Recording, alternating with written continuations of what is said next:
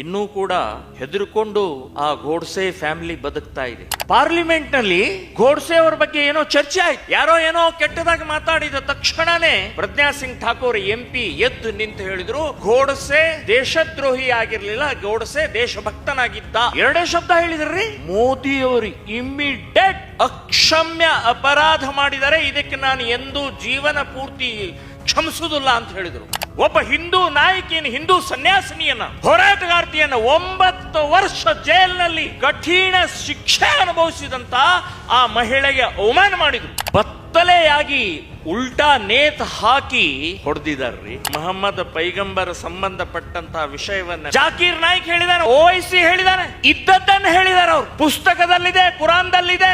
ಅದನ್ನೇ ನೂಪುರ್ ಶರ್ಮಾ ಹೇಳಿದ ತಕ್ಷಣನೇ ಇಡೀ ಜಗತ್ತಿನ ಮುಸ್ಲಿಂ ಟಾರ್ಗೆಟ್ ಮಾಡಿದ್ರು. ಸಿರ್ ತನ್ಸೆ ಜುದಾ, ರುಂಡವನ್ನ ಶರೀರದ ಪಕ್ಕದಲ್ಲಿ ನಾವು ಸರಿಸ್ತೀವಿ, ರುಂಡವನ್ನ ಕಿತ್ತು ಹಾಕ್ತೀವಿ ಅಂತ ಹೇಳಿ ಘೋಷಣೆ ಹಾಕ್ತಾ ಹೋದ್ರು. ಆ ಸಂತ ಸನ್ಯಾಸಿಯ ಆ ವಾಕ್ಯದಿಂದ ಓಪನ್ ಆಗಿ ಮಾತನಾಡುವಂತ ಮಾನಸಿಕತೆ ಇವತ್ತು ಬಹಳಷ್ಟು ಜನರಲ್ಲಿ ಇಲ್ಲ. ಟೆರರ್ ಹೆದರಿಕೆ ನಿರ್ಮಾಣ ಮಾಡಿದ್ದಾರೆ. ಅದು ಮೋದಿಯವರಿಗೆ ಬಂದು ಬಿಟ್ಟಿದೆ. ಯಾಕೆ ಸ್ವಾಮಿ, ನಿಮಗೂ ಹೆದರಿಕೆನಾ?